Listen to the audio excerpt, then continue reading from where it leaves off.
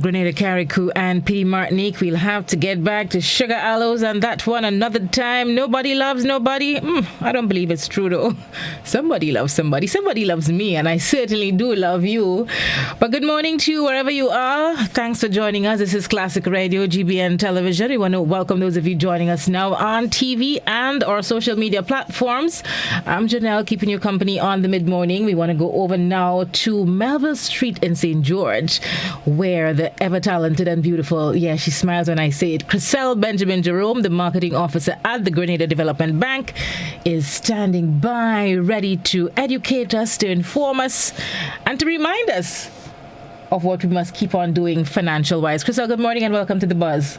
Good morning, good morning. It's always a pleasure being here, Janelle. And yes, somebody loves somebody. I love you. And I do love you. I'm always listening, so I must add that part. Because if I don't add that part, he'll probably call in on live radio.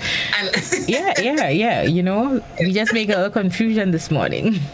Yes, and this is not beyond him. But yes, and we all do, all the radio listeners, I'm sure. Yeah. I'm sure. So yes. So it's always good to have you, Chriselle. Every week you come on. We know the mandate of the bank, development for Grenada. I know you have a heavy focus on education, on the agriculture industry. That is your backbone. But you go into other areas. Sometimes we tend to forget the other areas, you know, the energy efficient areas and so much other things, education. All sectors. All the sectors. Sector of the economy, we are there, we are willing, we are ready to develop through financing every single sector. That's our aim, and we take it quite seriously. That's our mandate, and it is why we were instituted, why we were born. And here we are doing just that, touching and impacting every corner of Grenada. And yes, so that is your mandate, and for the last couple months we've been going through several of your initiatives. We touched on the energy efficient loans, we touched on the securities provided by the ECPCGC, we've touched on the student loans, and I know I'm hoping people have been coming to you because I know we're in the season where people are looking to transition to a different level of education. Halfway through the year, we're in June. What has been the response so far to the different programs you've rolled out? Excellent. And you spoke particularly about education. And I have to tell you, the work study, that's the one where you're fully employed and we provide you financing so that you can do your studies online or in the evening, whatever you may choose. And that is the one that has been, it has overtaken all the others. And I think the situation that we're in with COVID-19 and the borders being closed and everybody trying to be safe, students, people who are interested in studying, they are choosing the online route. Because usually a lot of our students, they travel to the States, to Canada, somewhere in Europe to study. And they would be financed usually under the regular student loan. But because the borders have been closed and they are looking at the safer route, most of these universities, maybe they did it before, but even more so now, they're offering their courses and their degrees online. So many people are realizing not only is it safer, but it's also cheaper. And you get the very same education as if you were sitting in a classroom. So you have taken away the housing aspect of the financing. You have taken away the traveling aspect of the financing. You have taken away food because you're employed. You still have your salary. You're still living at home. You're still with your family, making your meals, doing everything that you usually do. The only difference is that you've added an activity, which is your studies. But you have not taken on any of those costs because you're not going outside. You don't have to rent an apartment or a house or anything of the sort, and you can do it all online, and you're receiving the same level of education as if you were sitting in a classroom. You're receiving the very same courses because many times the classes are recorded while the teachers are in class speaking to the students who are in class. And it's uploaded on the school's portal or website or whatever the case may be. So the work study has been one of the loans that, it's been going bonkers. Everybody's going for that. And then a lot of the regional and local universities, because SU is also online these days, and we know UWI Open Campus, they've always been online. Yes, so that's the route many people are going. They're choosing those universities, the regional ones. Yesterday, somebody told me about, and I wrote it down because it was the first time I heard about that university, Commonwealth of the Caribbean. So I didn't know about the Commonwealth of the Caribbean University, but yesterday I learned about it. So I wrote it down and I made myself a little promise that I'll go on and look at it, because ever so often somebody said, I want to study this, but it's so expensive. And I would have to say, but have you considered this school? Because they offer this and they offer that. What areas are you looking at? So having that information, it does come in handy. It comes in very handy sometimes. So that's why I wrote it down, and I will have to go on the site and I have to look at it so that the next time I hear somebody say, I'm looking to study this, I can say, all right, the University of the Commonwealth Caribbean, they're offering that. So you can consider the online route. I was just about to ask you if you did check it out, because I know sometimes a lot of things pop up online that people click on, and sometimes it's not what you think it is. So people have to make sure that they are accredited, they're legit, and you're dealing with authentic people. Well, recognized as opposed to accredited can be a very good word here, Janelle. Because with accreditation, it's a process, and a university will be recognized before it's accredited, because to be accredited, there are a number of things that have to happen. So, for example, I may be correct, I may be wrong, but I'm just giving examples of possible requirements that may be needed. So you may need a particular amount of people to graduate from that said area of study.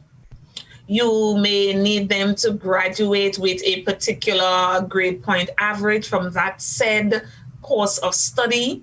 And there are universities that certain aspects or certain study areas are accredited and others are not, but the university itself can be accredited. So many times we ask that students, they be accepted into a recognized university, because you may truly have universities that are recognized probably in Grenada, probably in the Caribbean, but they are not accredited. But the qualifications gained from said university is just as good, just as top of the top, so to speak, top notch. You've received the same education. It's the same module you've studied with somebody that went to what we would call an accredited university. So we tend to use the word recognized. Okay, and recognized by the bank? Right. Not just the bank, but it's recognized by other universities. So, for example, you may have done your first degree at a university that is recognized, and you're looking to apply to do your master's. So the university that you're applying to do your master's would also recognize said university as an institution of learning that I could accept Janelle BA or BSc, whatever it is you study from. Okay. What about, I know your focus is on higher learning. What about people at the maybe secondary level? Do you finance those if a parent is saying, I want my child to go to a private school, I need some help with the funding, I don't want them in the public school system? Would you fund those studies as well? Well, as you truly rightly said, our focus is on tertiary level education. So we would focus on TAM CC and going up.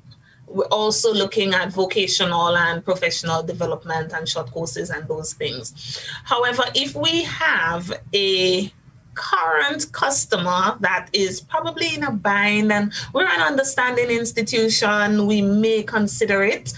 All things being equal, once our officers or management team, even the board, is okay with it. But it's not going to be a situation where I am telling the general public right now that you can come into GDB and ask us to do something like you just spoke about. No, I had to ask. A parent did ask me the last time you were here if you would do private school funding as well. So I said I'll throw it out the next time I had you on. Well, that's if she's a customer, she can speak to her officer. I don't think she is. I think she heard you on the program and she was looking at funding opportunities. Yeah. She could be a customer. But, Jan, we do try to work with our customers because we understand, and you may know, and somebody I'm speaking to right now, somebody who's listening may know, servicing 2 and 3 and 4 loans, how very taxing that could be on a person. So if we have a customer who probably built their house with us, and they're paying us, their salaries coming here and whatnot. I mean, we are willing to work. Does it make sense having them go to another institution? There are going to be cases where we're going to have to say no.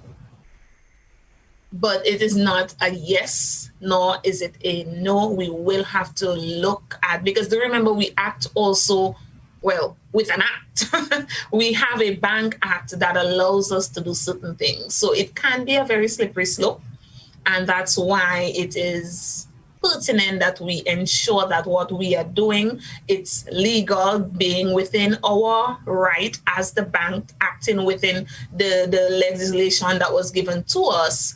And we are not breaking any of those rules, any of those terms. So that is also important. Okay. And very critical. Sometimes you break the rules anyways. So we touched on education, and you've said that the work study loans, they're the best performing educational loan for now. Right. Now. Yes. Would you say there is a significant increase in the amount of people overall when you look at the numbers who would have gone to study last year or in the last couple of years this year? Would you say COVID has had an impact on people's study habits? Well, I could say yes, but from a banking perspective, I don't generally know that answer, because we may have an increase. But at the same time, does it necessarily mean that COVID has changed their habits? I don't know. Maybe somebody is doing a course that they didn't ask for financing for. When we were in lockdown, I did about 4 of those free courses online because it's super easy. Probably takes you 4 hours because it's just videos that are 5 minutes long. And we spend 4 hours watching TV, don't we? So yeah, so we are seeing, based on our portfolio, a difference in the amount of people that is applying for the work study loan. But it could be that those people would have applied for the regular loan because they probably would have traveled. But because of the circumstances, so it's very hard to gauge whether or not it is because of this or if it's because of that. Maybe they were going to do it online anyway, So what I can say is that, yes, we have seen an increase, but I do not know. I can't say if this is the reason why or what the specific reason is. Okay. So let's move on to another area. Small business. You also had opportunities for small businesses, people wanting to expand, and so they had the securities being provided by the ECPCGC.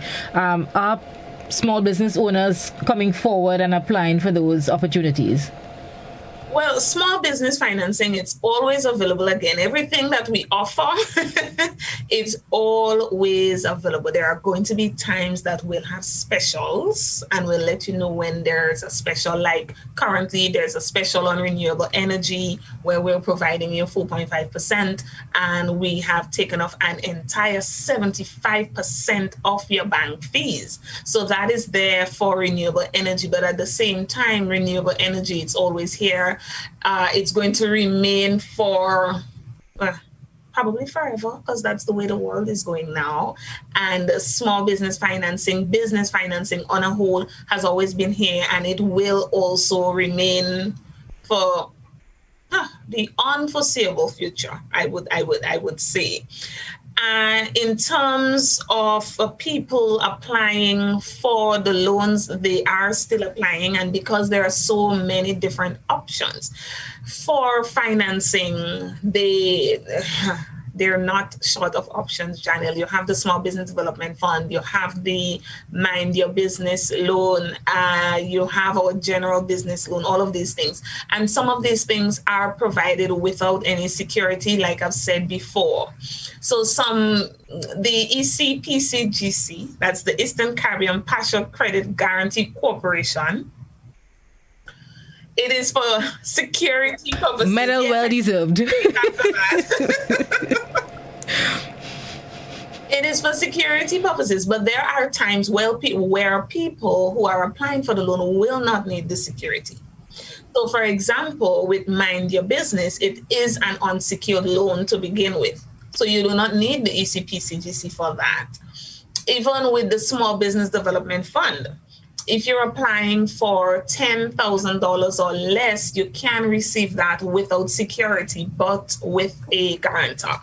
So you may not need the ECPCGC for that. So there are situations where, should you come in and security is needed, your officer can say to you, oh, you don't have that. Well, the ECPCGC is available, and those are the terms and conditions. That is what you're going to get. This is the amount of the loan that can be secured or guaranteed by the corporation. This is going to be the interest rate, what. So people will generally apply for the ECPCGC unless they need security and they've met all the necessary terms and conditions. I think I've said before that should you be looking to be financed by the Guarantee Corporation, you should meet every single requirement for the loan, save and accept the security option.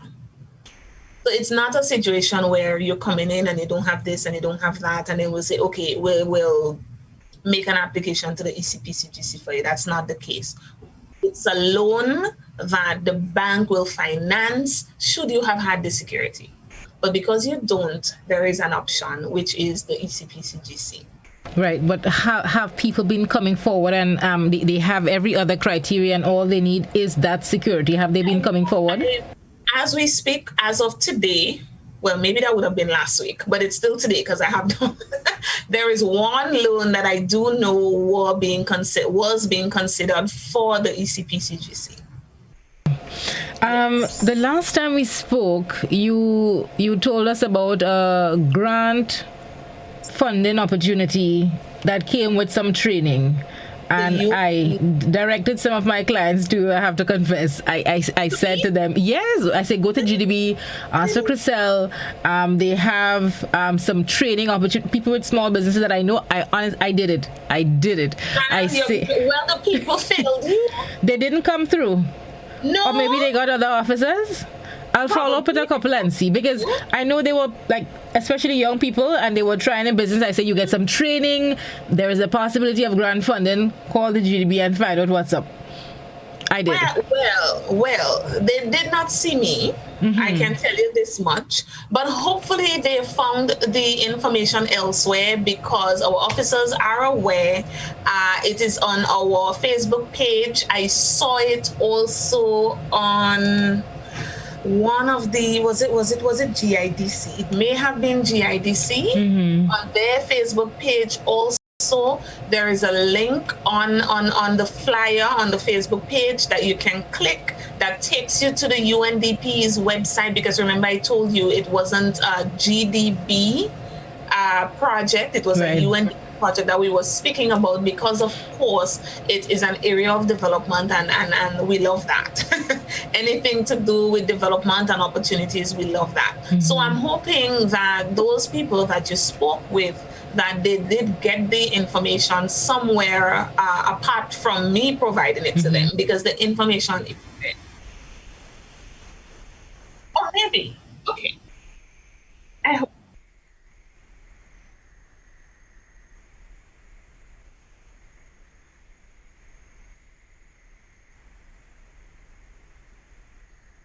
Small hoteliers loan.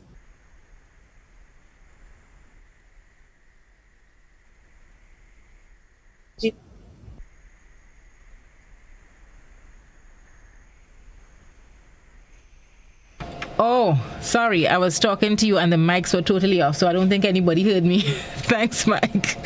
Right, so let me just take it again from the start. So, folks, I was just reminding Chriselle, last year during the period of extreme lockdown, we were speaking about opportunity for hoteliers.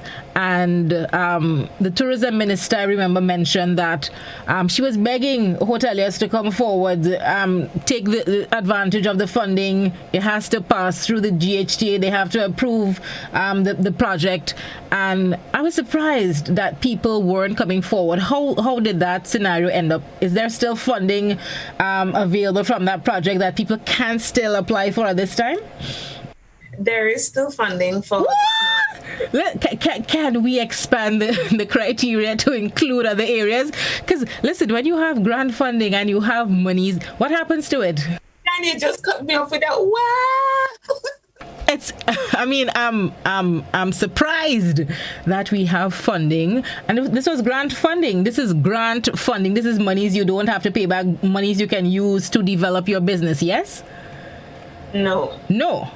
I like that you pay attention so very well and you're remembering all of our conversations. Some. We talk so much. No, I think you're taking all the information and they're just all in your head and you're putting all into one, right? So let us do a separation here. Let's separate. Let's go back. Speaking of, in the height of COVID, it's the small hoteliers loan, right?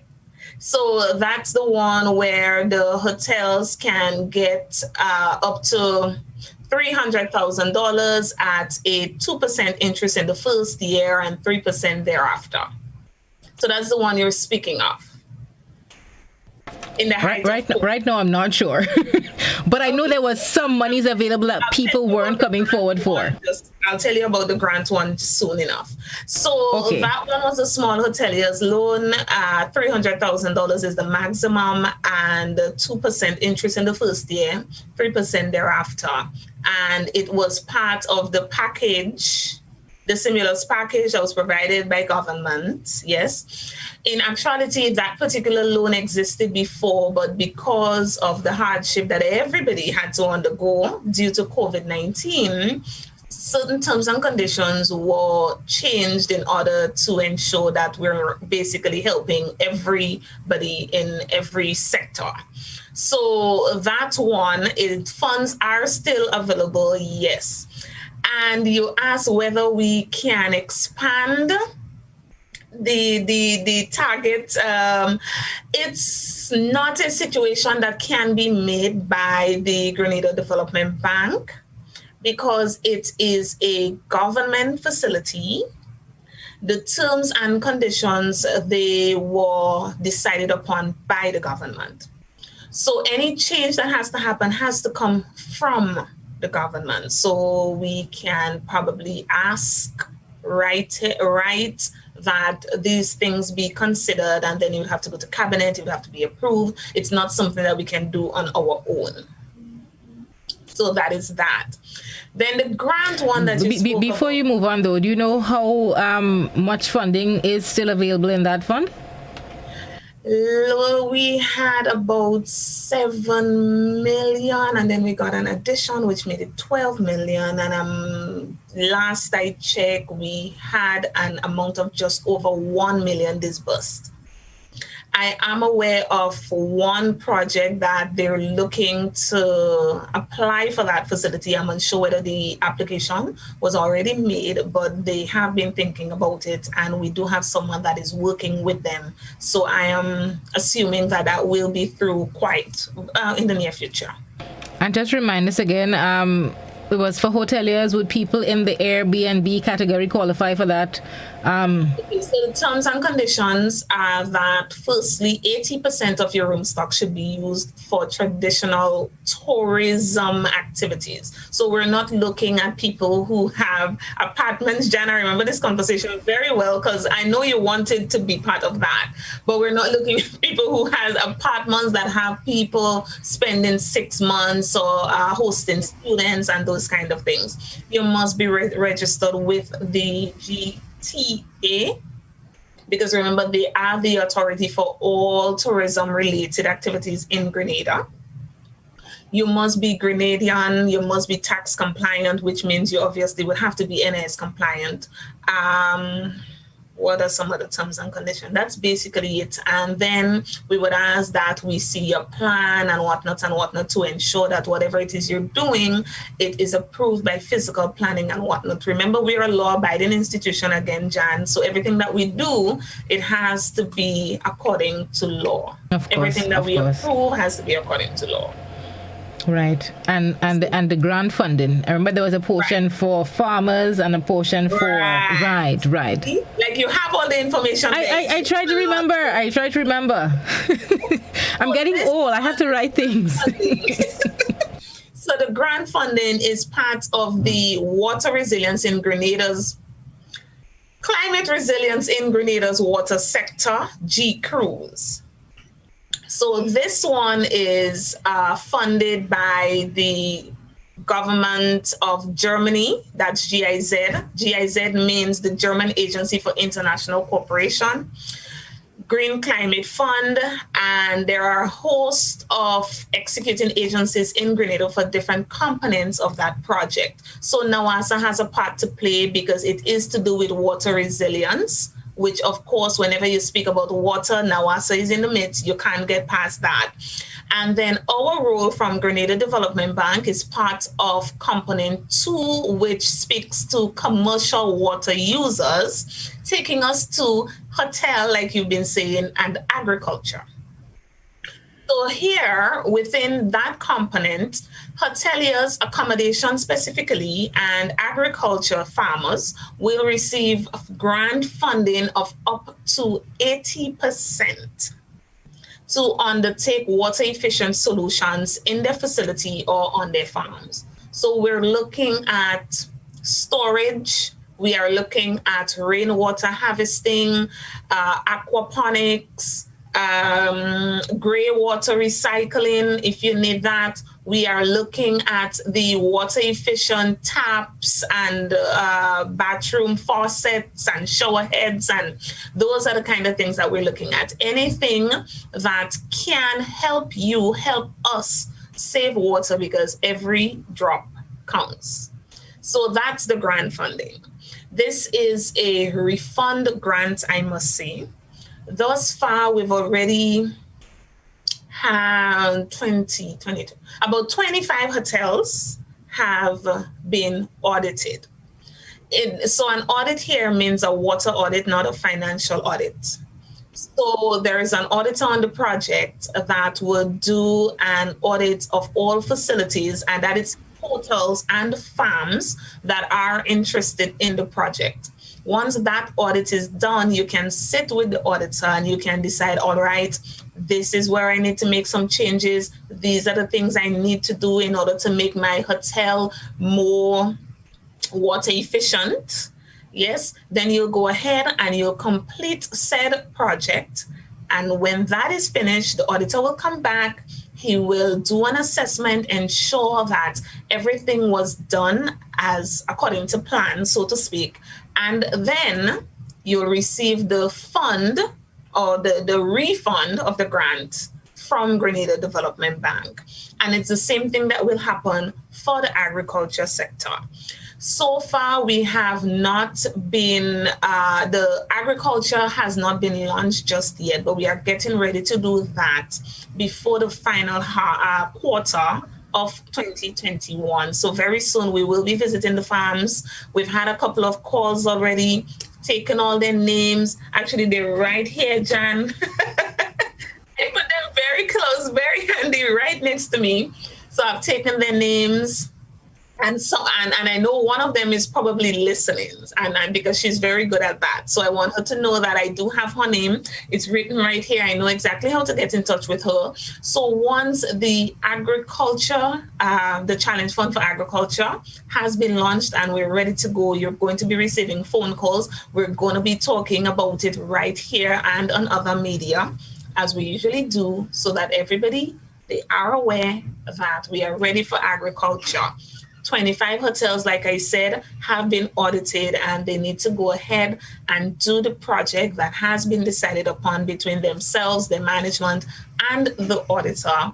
And then we can give them that refund grant for the G Cruise project. Okay. So I don't know if I was clear in No, yes, you are. People, I'm happy that people are taking advantage. Before we wrap, though, are there any other opportunities for grant funding or any funding you may have that is available that people are not capitalizing on?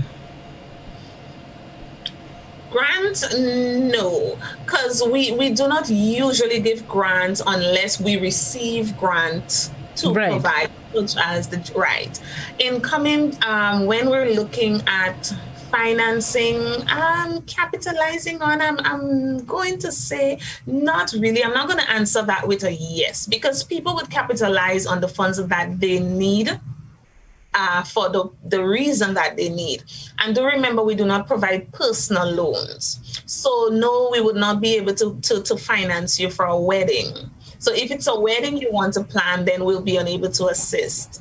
We do not provide the travel or vacation financing. So if it's a vacation that you would want, then we would not be able to provide you with that. However, the loans that we do offer for the specific purposes that we offer them, I do have to say we've got a lot of uptake in a lot of different areas. We're seeing a lot of businesses. We're seeing a lot of houses and land being purchased.